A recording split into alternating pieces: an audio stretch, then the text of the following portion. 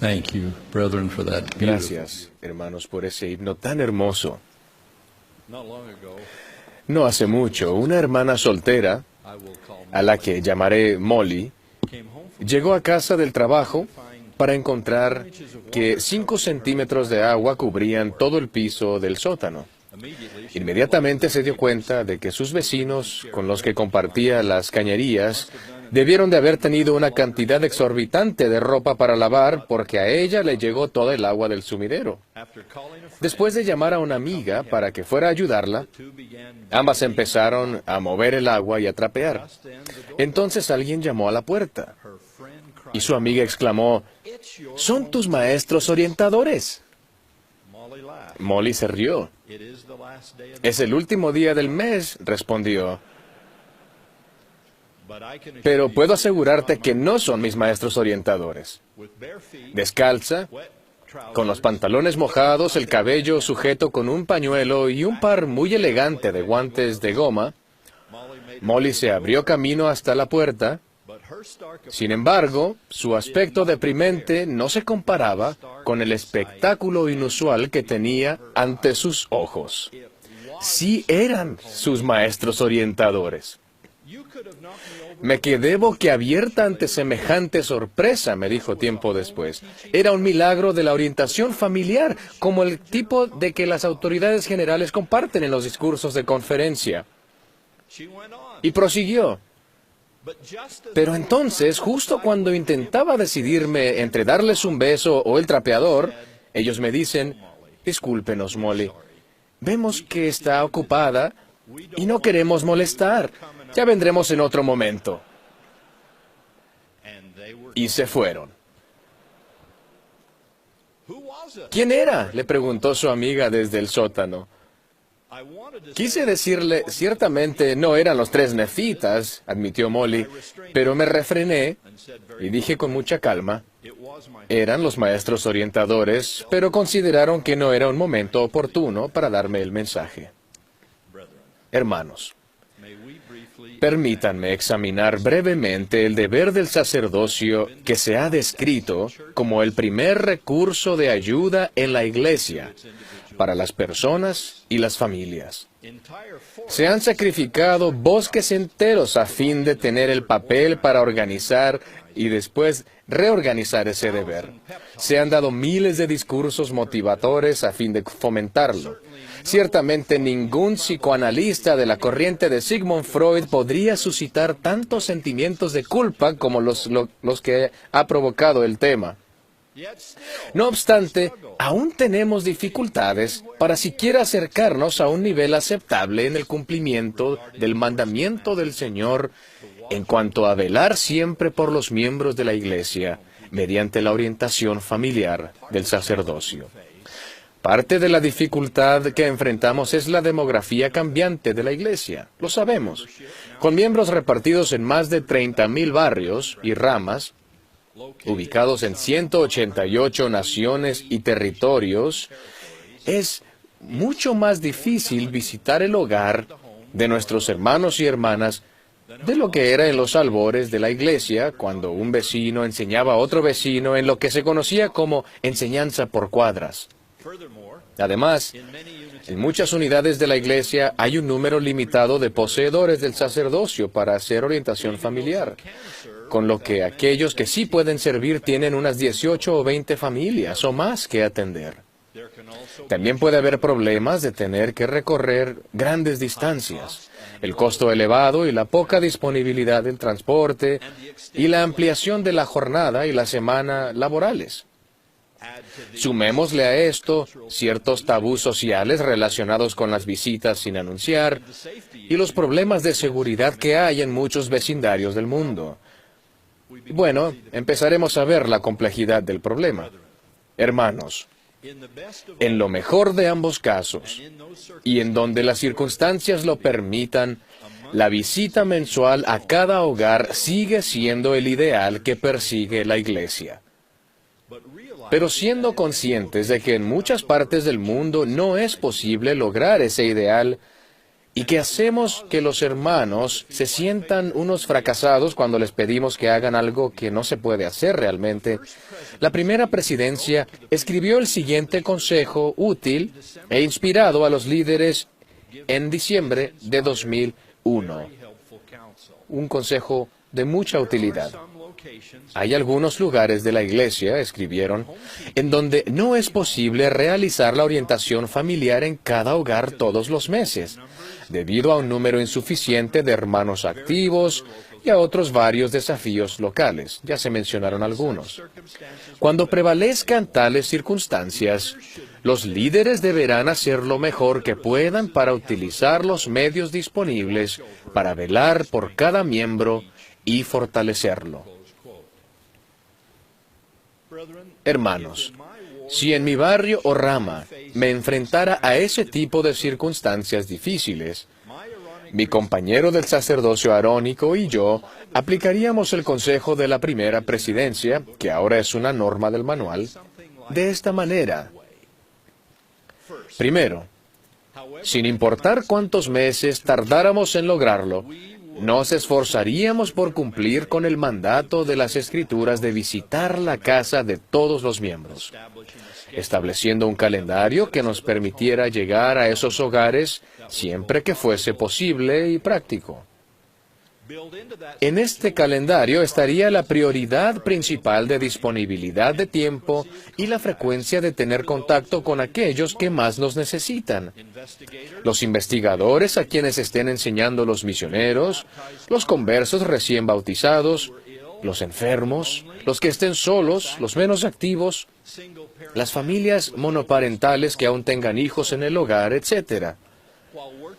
Mientras seguimos nuestro calendario para visitar todos los hogares, lo cual podría tomar varios meses, haríamos otro tipo de contacto con las personas y las familias de la lista a través de cualquiera de los medios que el Señor ha dispuesto. Ciertamente, velaríamos por nuestras familias en la iglesia, y como dice en las Escrituras, hablaríamos unos con otros concerniente al bienestar de sus almas. Además, haríamos llamadas telefónicas, mandaríamos correos electrónicos y mensajes de texto. Incluso enviaríamos un saludo por una de las muchas redes sociales disponibles. Para tratar necesidades especiales, podríamos enviar un pasaje de las Escrituras, una línea de un discurso de conferencia general o un mensaje mormón extraído del abundante material que hay en lds.org. En palabras de la primera presidencia, lo haríamos lo mejor posible en nuestras circunstancias y con los recursos que tuviésemos. Hermanos, la súplica que hago esta noche es que eleven la visión que tienen de la orientación familiar. Por favor, véanse a ustedes mismos de maneras nuevas y mejores como emisarios del Señor a sus hijos e hijas. Eso implica dejar atrás la tradición de un calendario frenético más propio de la ley de Moisés, en el que se apresuran al final del mes a dejar un mensaje de las revistas de la iglesia que la familia ya ha leído. Antes bien, esperaríamos que dieran comienzo a una era de interés genuino en los miembros y orientado al Evangelio, en el que velan y se cuidan los unos a los otros, y abordan las necesidades espirituales y temporales de cualquier manera útil. Con respecto a qué es lo que cuenta como orientación familiar, toda cosa buena cuenta. Todo lo que hagan puede contar, así que infórmenlo todo. De hecho, el informe que más importa es la forma en que han bendecido y cuidado a los que están bajo su mayordomía, lo cual no tiene nada que ver con un calendario ni una ubicación específicos. Lo importante es que amen a su gente y estén cumpliendo el mandamiento de velar siempre por los miembros de la iglesia. El 30 de mayo del año pasado, mi amigo Troy Russell sacaba lentamente su camioneta del garaje para ir a la tienda local de Deseret Industries a donar algunas cosas. cuando percibió que una de las ruedas traseras pasaba por encima de un bulto. Creyendo que había caído algo de la camioneta, se bajó y encontró a su preciado hijito de 9 años, Austin, boca abajo, sobre el pavimento. En este caso, los gritos, la bendición del sacerdocio, el personal de la ambulancia y los médicos del hospital no sirvieron de nada, en lo absoluto. Austin había muerto, sin poder dormir ni tener paz. Troy estaba inconsolable. Decía que era más de lo que podía soportar y que no podía seguir viviendo. Pero a esa brecha tan angustiante llegaron 3 fuerzas redentoras. La primera fue el amor y el espíritu alentador de nuestro Padre Celestial, una presencia que se comunicó por conducto del Espíritu, que consoló a Troy, que le enseñó con amor y le susurró que Dios sabe lo que es perder a un hijo bello y perfecto. La segunda fue su esposa, Didra, que sostuvo a Troy en sus brazos y lo amó y le recordó que ella también había perdido a ese hijito y que estaba resuelta a no perder también a su esposo. El tercero en esta historia es John Manning, un maestro orientador extraordinario. Desconozco, en realidad, el calendario de visitas de John y de su compañero menor al hogar de los Russell, o cuál fue su mensaje cuando llegaron a la casa de ellos. Desconozco la forma en que anotaron la experiencia en su informe, pero lo que sí sé es que la primavera pasada, el hermano Manning se agachó y levantó a Troy Russell de aquella tragedia en el pavimento, como si él mismo estuviese recogiendo en sus brazos al pequeño Austin. Como el maestro orientador, el atalaya o el hermano en el Evangelio que se suponía que debía ser, John simplemente asumió en su sacerdocio la tarea de cuidar de Troy Russell y velar por él. Para empezar, le dijo: Troy, Austin quiere que te pongas de pie, incluso que en la cancha de básquetbol, así que voy a estar aquí cada mañana a las 5:15. Tienes que estar preparado porque no quiero tener que entrar para despertarte. Y sé que Didra no querría eso tampoco. No querría ir, me dijo Troy tiempo después. No quería ir, porque siempre había llevado a Austin conmigo esas mañanas. Y sabía que los recuerdos serían demasiado dolorosos. Pero John insistió, así que fui. Desde aquel día, hablamos, o más bien, yo hablé, y John escuchó. Hablaba durante todo el camino a la capilla y después durante todo el camino de vuelta a casa. A veces hablaba mientras estábamos estacionados frente a la casa y veíamos el sol salir sobre Las Vegas.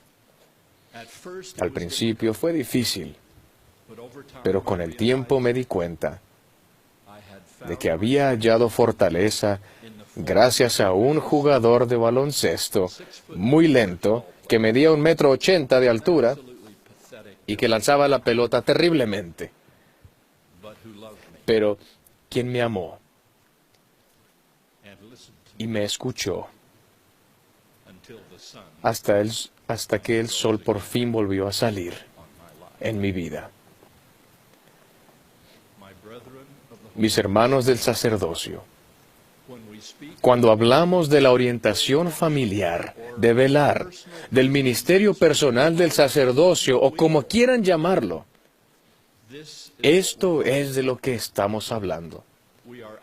Les pedimos que en calidad de maestros orientadores sean emisarios de Dios a sus hijos, que amen, que velen y oren por la gente que se les ha asignado, como nosotros los amamos, velamos y oramos por ustedes. Que estén alertas cuando apacienten el rebaño de Dios de manera acorde a sus circunstancias. Lo ruego en el nombre de nuestro buen pastor, cuyo testigo soy, el Señor Jesucristo. Amén.